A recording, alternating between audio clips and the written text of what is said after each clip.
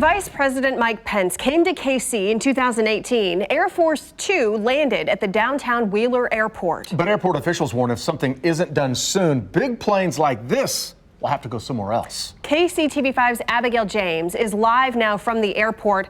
And Abigail, this is all because of a sinkhole? Yeah, that's right. A sinkhole that is the size of a small-scale backyard swimming pool is sitting just 400 feet away from the runway. And airport officials say if it doesn't get fixed in time, and if it gets any bigger, it could end up in the runway safety area, which could then force them to shut it down until repairs can take place. Debbie Clark is a dispatcher for the ATD flight system downtown and a licensed pilot. She says if the growing sinkhole on the north side of the airport causes the main runway to be shut down, things could get tricky. A lot of the big jets do take a longer runway, and the longer runway is the one that is being affected. So that would be not so good.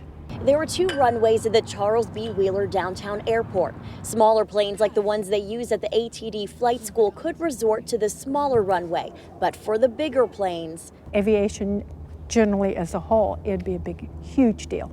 The airport does on average 85,000 takeoff and landings a year. This picture here shows some of the international destinations that have been flown to and from the downtown airport, all of which could be affected if they had to shut the main runway down. The overriding issue is that the sinkhole needs to remain its current size so that it doesn't expand and encroach into the runway safety area. Airport officials are now requesting to use their aviation department funds to fix the issue. An amount of $800,000 is needed, and the approval must come from the city council. That cost incorporates or includes 4 dewatering wells, and dewatering is a majority of the cost for these sinkhole projects. According to Mike Waller with the Kansas City Aviation Department, the problem is a result of being along the north banks of the Missouri River and a wet spring in 2019.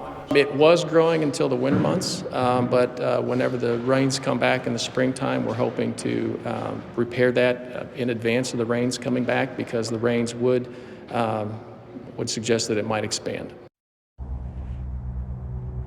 Now, this sinkhole in question is just one of 14 total sinkholes the airport has seen this year. Again, an issue resulting from being so close to the Missouri River and a very wet spring, though this is the only one to actually threaten the runway. Now, a full city council vote to determine whether or not they can use those aviation department funds will take place tomorrow morning.